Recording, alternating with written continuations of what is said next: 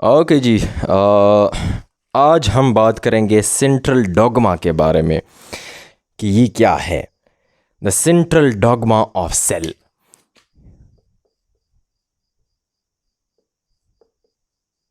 Central dogma ये एक common mechanism है जिसके थ्रू डीएनए, हर सेल के अंदर डीएनए होता है, जिसके थ्रू डीएनए से इंफॉर्मेशन ट्रांसलेट होना है, या information in the shape of messenger RNA और in the shape of the protein आना है। ये फॉर एग्जांपल मैं एक सेल ड्रा कर रहा हूँ, इसके अंदर न्यूक्लियस पड़ा होता है, इसको साइटोसोल कहा जाता है, इसको न्यूक्लियस कहा जाता है।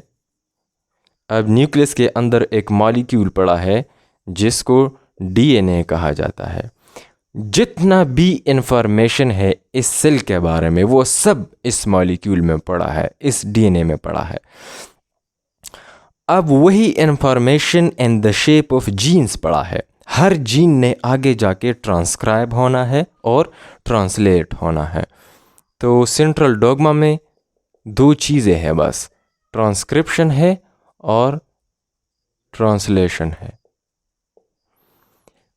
फॉर एग्ज़ाम्पल इसमें एक जीन पड़ा है जिसको मैं इंसुलिन कहता हूँ। इंसुलिन जीन पड़ा है इसमें। अब यही इंसुलिन जीन, इसमें इंसुलिन जीन पड़ा है। अब यही इंसुलिन जीन पहले क्या हो जाता है, इसकी ट्रांसक्रिप्शन हो जाती है, कि मतलब इसका आरएनए बन जाता है, मैसेंजर आरएनए इसका बन जाता है, जिसको एमआरएनए कहा जाता है, मैसेंजर आरएनए। यही मैसेंजर आरएनए इसने न्यूक्लियस से बाहर जाना है और साइटोसोल या साइटोप्लाज्म में आना है। फिर इसके बाद इसी मैसेंजर आरएनए से इंसुलिन का प्रोटीन बनना है, प्रोडक्ट बनना है। लेकिन आने से पहले, न्यूक्लियस से बाहर होने से पहले, ये अपने अंदर कुछ मॉडिफिकेशंस कर लेते हैं जिसको पोस्ट ट्रांसक्रिप्शनल मॉडिफिकेशन कहते हैं। Post transcriptional modifications. Post transcriptional modifications, इसमें मेन 3 मॉडिफिकेशंस है। नंबर 1, इसकी 5 प्राइम कैपिंग होती है। दूसरा, इसका पॉली ए टेल होता है, इसका पॉली ए टेलिंग या पॉली ए टेल। और तीसरा जो है वो स्प्लाइसिंग है, स्प्लाइसिंग। अब मैं आपको यही इंसुलिन वाला जो मैसेंजर आरएनए है, मैं आपको यही ड्रा कर रहा हूँ यहाँ पे। फॉर एग्जांपल ये आपका आरएनए है इंसुलिन वाला, ये इसका 5 प्राइम कैप है और इसका 3 प्राइम रीजन है। इसके 5 प्राइम में गुआनोसिन बन के एक्युमुलेशन होती है यहाँ पे। गुआनोसिन, गुआनोसिन मतलब कि गुआनिन का न्यूक्लियोटाइड प्लस ट्राइफॉस्फेट, इसको गुआनोसिन कहते हैं। और इसके 3 प्राइम पे इस तरह टेल बन जाता है एडिनिन की, जिसको पॉली ए टेल कहते हैं, पॉली ए टेल। इसके क्या मकासद है, इसका मकसद क्या है गुआनोसिन या 5 प्राइम कैपिंग का और पॉली ए टेल का मकसद? इसका मकसद यही है कि इसने मैसेंजर आरएनए ने न्यूक्लियस से बाहर जाना है, साइटोसोल में आना है। और साइटोसोल में ख़तरनाक मॉलिक्यूल्स पड़े हैं, एंजाइम्स पड़े हैं, जिसको न्यूक्लिएजेस कहते हैं। यही न्यूक्लिएजेस मैसेंजर आरएनए को डायरेक्टली डिग्रेड कर सकते हैं। मैसेंजर आरएनए वैसे भी अनस्टेबल है, आरएनए वैसे भी अनस्टेबल होता है व्हेन कंपेयर टू डीएनए, और न्यूक्लिएजेस ने इस पे अटैक करने हैं, इसको डैमेज कर सकते हैं। इस वजह से ये कुछ मॉडिफिकेशंस कर लेते हैं।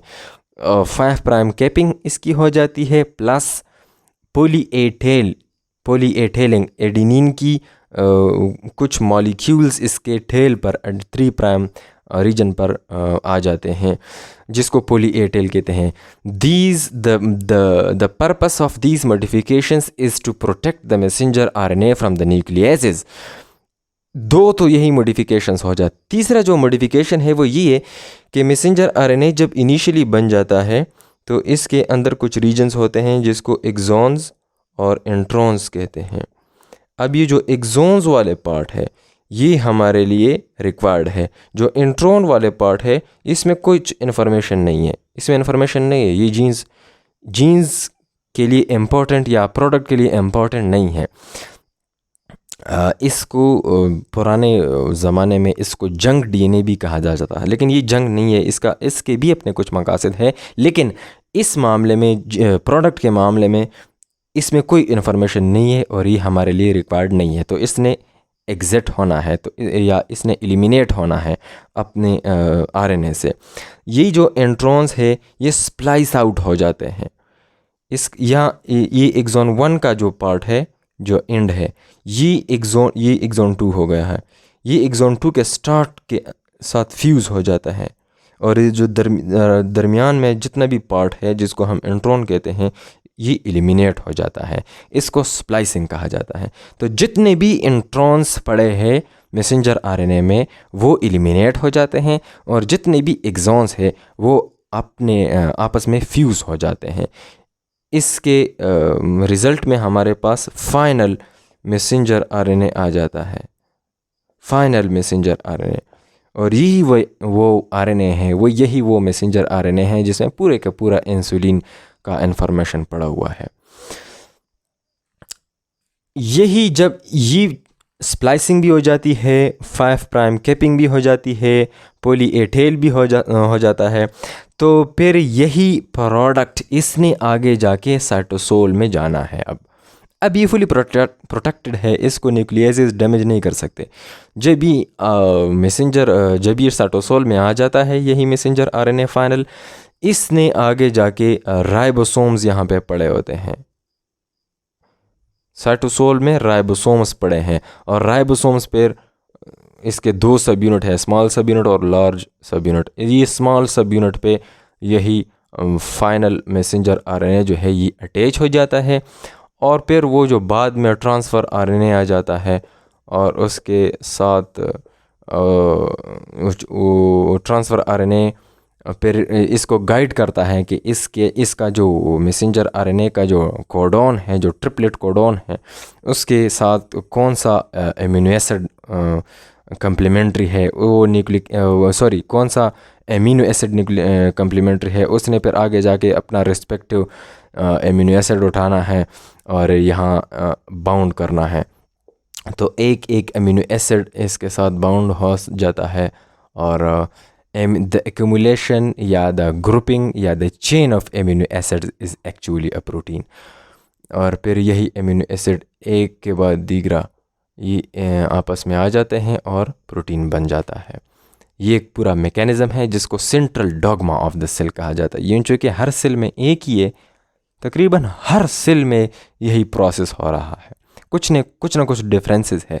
जैसे कि बैक्टीरियल सेल है तो उसमें ये स्प्लाइसिंग वगैरह नहीं होती, उसमें इंट्रॉन्स नहीं है, बस डायरेक्टली जब भी ट्रांसक्रिप्शन हो जाती है बस सीधा वो न्यूक्लियस से एग्जिट हो जाता है, चला जाता है आरएनए और साइटोसोल में चला जाता है। उसमें ये स्प्लाइसिंग वगैरह नहीं होती। उसमें जो मैसेंजर आरएनए बन जाता है उसमें सब एक्सॉन्स होते हैं, इंट्रॉन्स नहीं होते। तो कुछ ना कुछ डिफरेंसेस है, लेकिन बाकी जितना भी मैकेनिज़्म है वह सब का सेम ही है। इसको central dogma of the cell कहा जाता है। Thank you very much.